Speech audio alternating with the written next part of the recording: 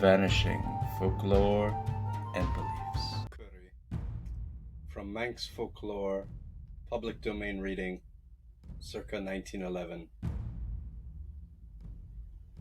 Tom Crane was going home at midnight from Brada mine to his home at Colby. The road was lonely and he met no person, but the full moon was shining and it was as light as day.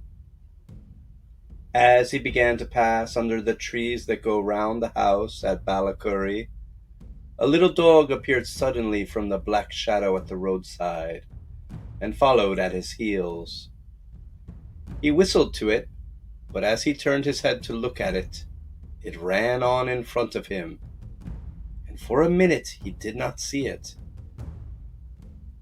When he came in sight of it again, he was terrified to see that the dog had grown larger, as big as a goat, and it grew bigger and bigger till it was the size of a donkey.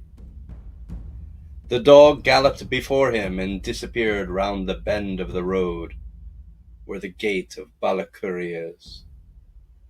When Tom came to the gate, he saw a very tall, thin man leaning on it, with his arms folded on top of it. The beast was not there.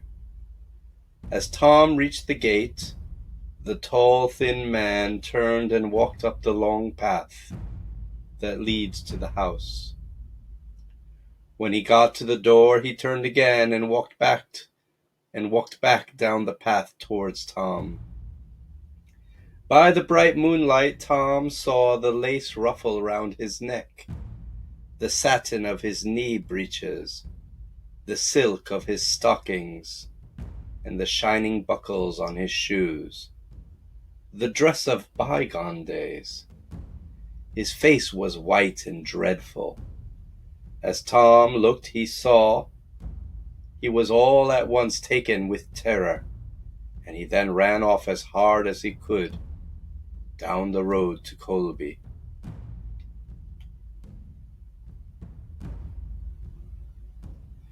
He had not gone far when he met two of his friends, Ben Myocrest and Bill Tare. He told them what he had seen, and they made fun of him and would not believe that he had seen any such thing. They said they would go back up with him to the gate, so they all three turned back, and when they got to the gate they saw the big man, who was now as tall as two men, walking up the path with his back towards them. As before, when he reached the door, he turned, and what they saw they never told any other man. They took to their heels, all three, and ran till they could run no longer. They were trembling from head to foot, and the sweat pouring from them.